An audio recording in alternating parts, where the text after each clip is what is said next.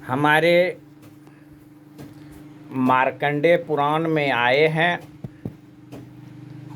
Page number 234। समस्त संसार का भरण पोषण करूंगी।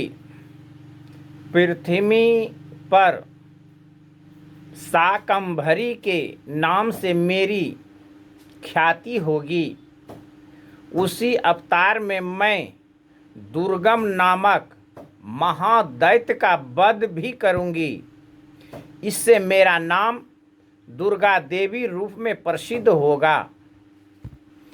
फिर 235 पेज में आए हैं मार्कंडेय पुराण में, भीम रूप धारण करके मुनियों की रक्षा के लिए हिमाचल पर रहने वाली राक्षसों का भक्षण करूंगी। फिर हमारे वही मार्कंडेय पुराण पेज नंबर 207 में आए हैं। सब प्राणियों में व्याप्त रहने वाली उनको बारंबार नमस्कार हैं, बारंबार नमस्कार हैं। जगत में जितने भी स्त्रियां हैं वह तुम्हारी ही मूर्तियां हैं। जगदम्बा बुद्धि रूप में सब लोगों को हृदय में विराजमान रहने वाली तथा स्वर्ग एवं मोक्ष की प्रदान करने वाली नारायणी देवी तुम्हें बारंबार नमस्कार, तुम्हें बारंबार नमस्कार। जो देवी सब प्राणियों में माता रूप में स्थित हैं उनको मैं बारंबार नमस्कार।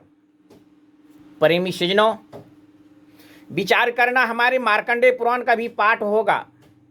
9 दिन तक माइक लगा के गाजा बाजा के साथ में अभी पाठ होगा।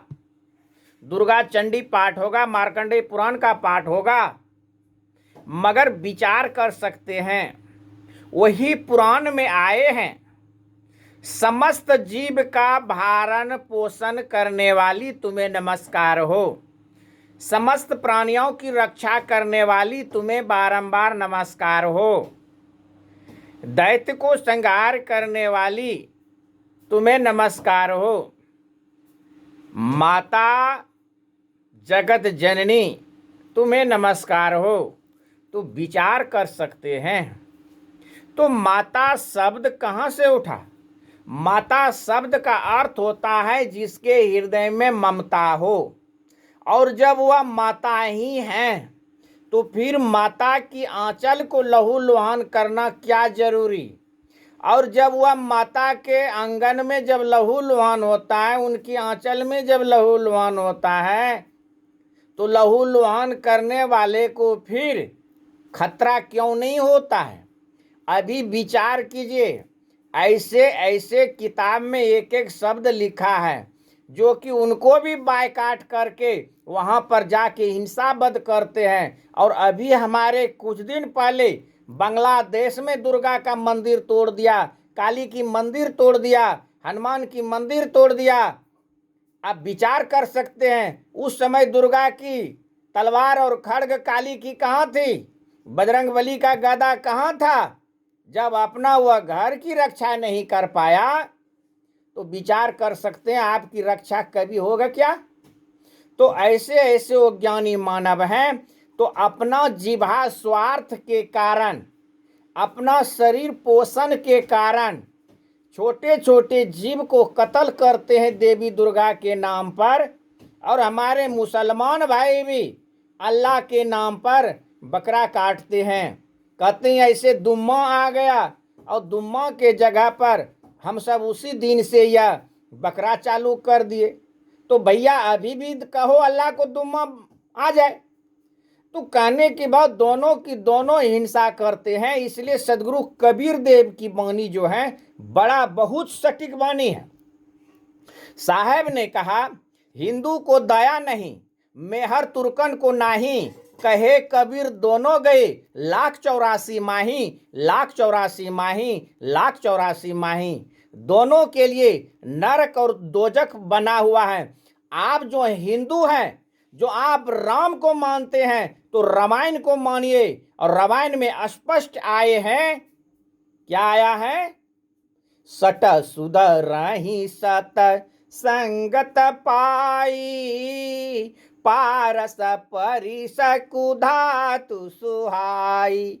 पुनः वही उत्तरकांड में आया है, तात स्वर्ग यप वर्ग सुख, धरी तुलायक यांग, तुलई न ताहि सकल मिली, जो सुख लाए सतसंग।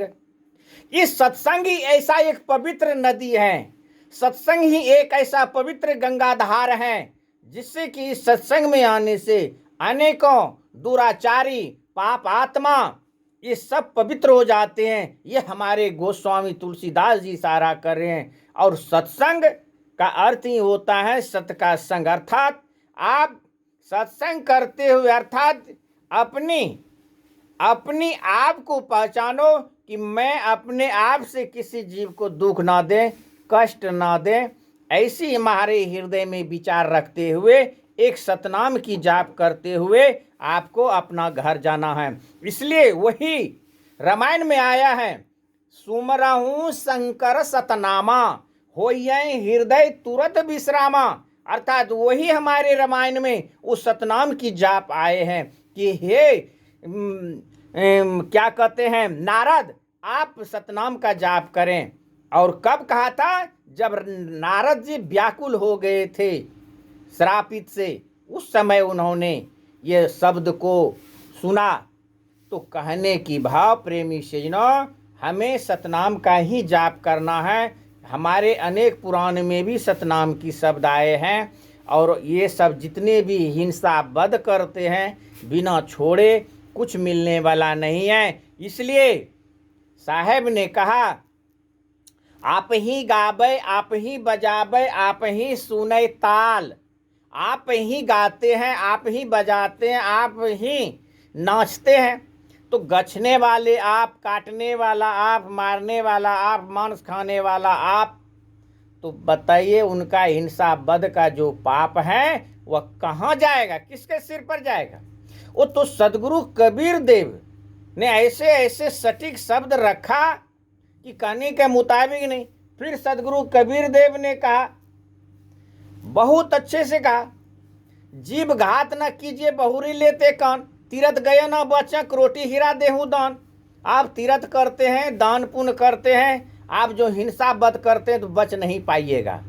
इसलिए प्रेमी सज्जनों, जब तक आपसे हिंसा वध नहीं हो छूटेगा तब तक कुछ मिलने वाला नहीं है। और जो दुर्गा और अल्लाह या कोई देवी जो खाते हैं, उसको मंदिर में घुसा दीजिए, ताला लगा दीजिए, देखिए वो बाल उखाड़ दे, एक पैरे तोड़ दे।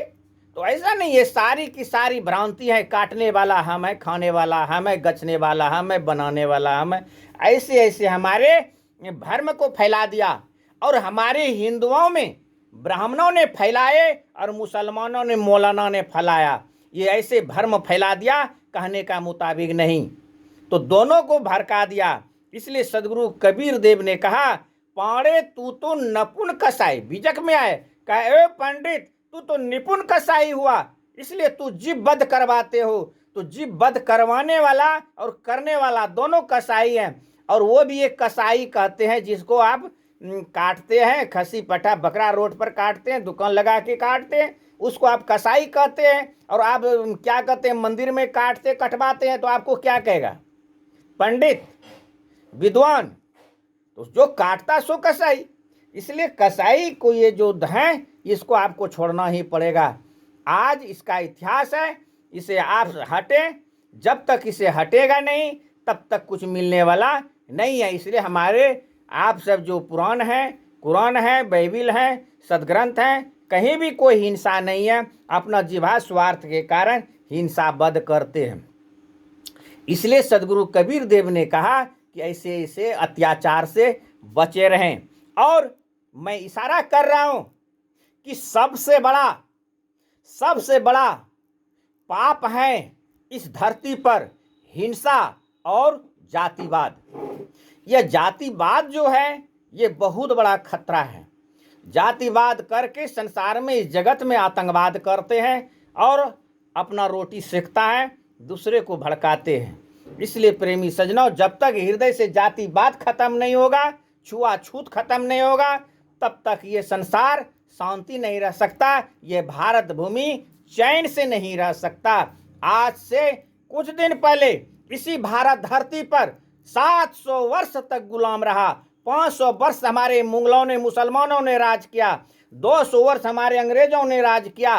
क्यों किया?